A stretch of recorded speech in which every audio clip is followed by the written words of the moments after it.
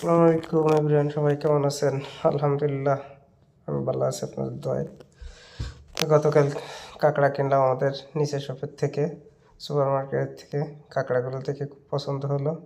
দেখেন কাঁকড়ার সাইজগুলো কেমন। কয়েকটা ফ্রেন্ডে মিলে জিলে সবাই বললাম যে কাঁকড়া খাই, তো সবাই বললো চলেন তাহলে কাঁকড়া কিনে নিয়ে আসি। আসলে শখের জিনিস অনেকে খায় না, আবার অনেকে খায়, আবার অনেকে হালাল হারাম নিয়ে বিবেচনা করে, ঠিক আছে। যাই হোক, এভারেজ আমি আগে অভ্যস্ত খাওয়াই, তাই কাঁকড়াগুলো দেখে খুব পছন্দ হলো, তাই কাঁকড়া কিনে নিয়ে আসলাম। এবং সাথে ফ্রেন্ড আছে।